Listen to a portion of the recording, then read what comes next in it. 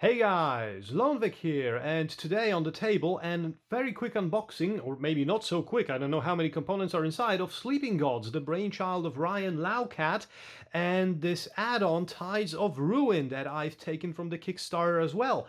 I have to tell you, I've been waiting for this game. I was anticipating it. I couldn't wait to get it into my hands. I've read a lot of cool things about it. We'll see what's inside today, and I will try to make a how to play video very soon as well. So without further ado, let's take a look first into the core box, and let me open this up. I've just picked up this package like 10-15 minutes ago from the courier, so there you go. The box, as you can see, with those golden shiny letters, and it's like textured. Some of those things are a bit 3D to the touch, which is great.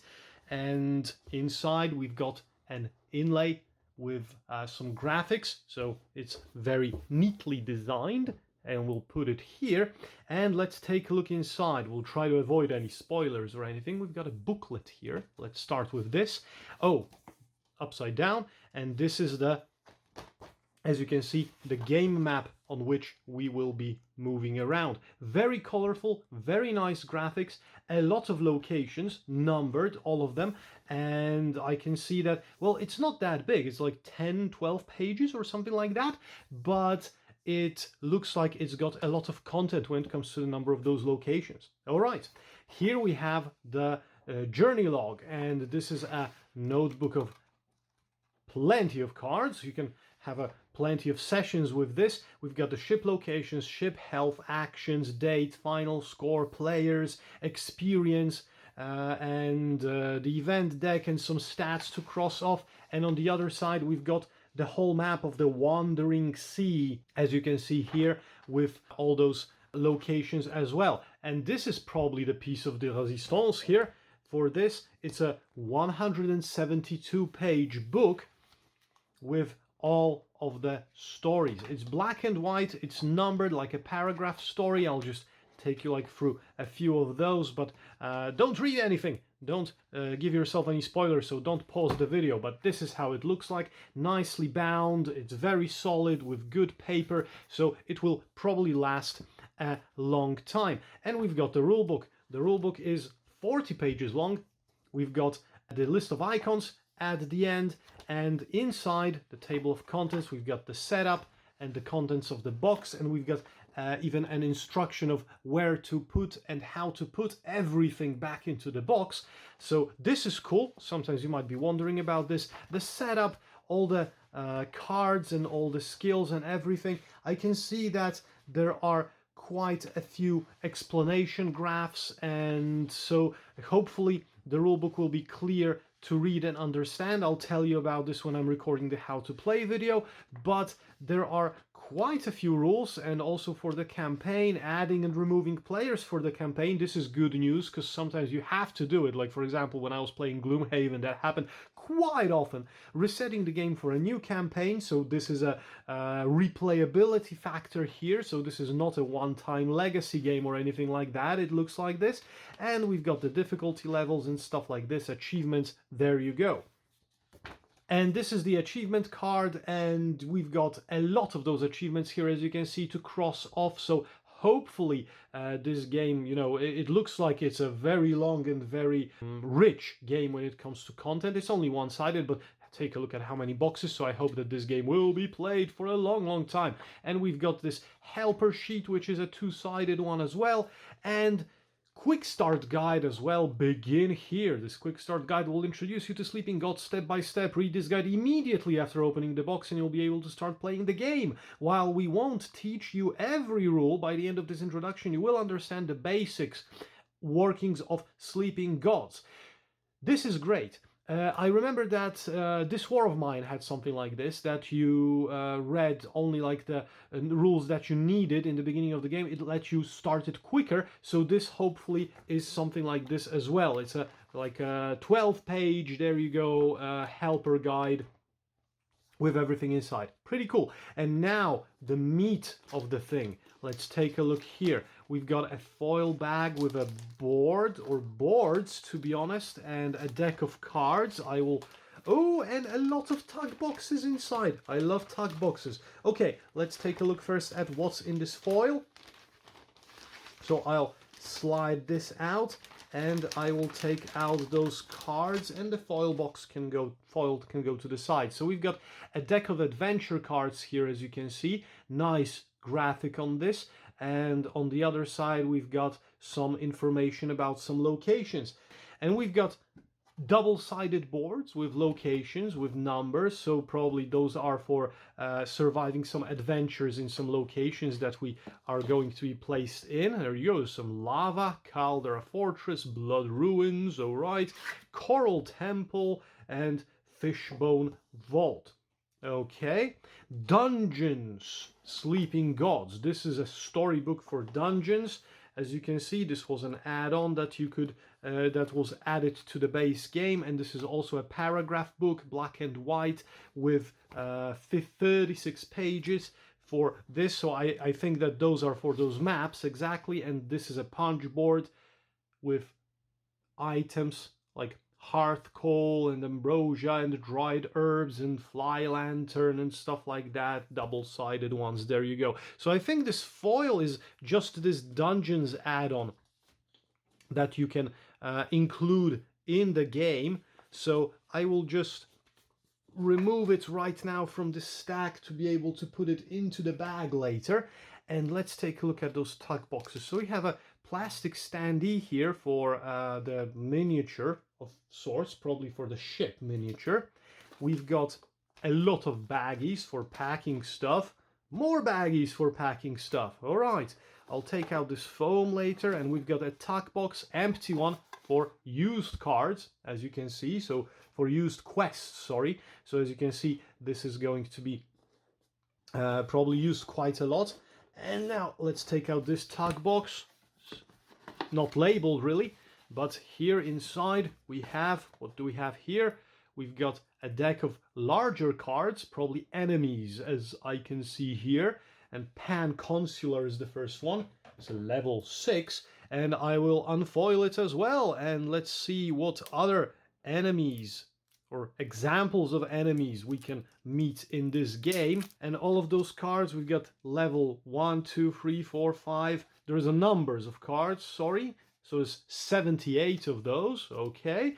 And we've got different enemies. We've got some crows, we've got a Pan Mentor, Pan Archer, Warrior, Dire Spironauts, Pterodons, and we've got Elder Cephalostones, and a lot of others. I won't be showing all of those to you. Maybe those are spoilers, I don't know. Mythian Slayers and Guards and stuff. So a lot of mythical creatures here appearing in this game. Pretty rad, if you ask me. I'm also a sucker for myths and legends and stuff like that. I'll put this back in the box right now. Oh, I can see some punch boards there. But let's take a look here. This is an empty tug box. We'll probably be using it for something later on. The manual will explain everything, hopefully. So let's put that aside. And there's another tug box here. Oh, this one is heavier. Okay. Oh, yes. The loot. Take a look at this, all the components, the metal coins. And these look gorgeous. I'm in love with those, really. The heaviness and the shape and the graphics, as you can see. I won't be taking them out from the baggie, but you can see how they look. They're cool, love them. Wooden pieces. So we've got the bloods, and we've got a meeple here, and we've got some red and blue markers. And we've got the ship miniature painted, and it looks nice. Take a look at this. Yeah, pretty okay as far as the painting goes. Very nice. That's a great touch. And we've got some more cards here. So I think that those are items or something like that. Gear cards, yeah. Gear cards here. This is some actions probably, like triage here. That's how you pronounce it, triage? Yeah, probably. And we've got some other cards, right? Okay, so this is this tug box. I'll put it all back here so that nothing wanders off. Ship mini and the coins, and I'll put the standee for the miniature as well here. Okay, This is cool. Oh, I love those coins. I wasn't expecting this good quality of a product here with those coins. And this is a box. It's not a cardboard box. It's magnetically opened. Check it out. And here we've got all the cards that you need to play the game, really, probably. So, yes, Moira and Moira the Reporter quests. These are quests and more quests and even more quests and even more quests. 136 is the number right now. And adventure from 1 through 46. And here we've got some other cards, like probably events or something. Alright, I won't be opening all of those because those will be spoilers. I won't be showing you this. But you can see how many cards you've got here, how much content, how much text content, how much adventure content is here, and this magnet opening and closing. Oh, loving the sound, loving the sound. The quality is outrageously good in my opinion. Let's take a look at the punch boards here.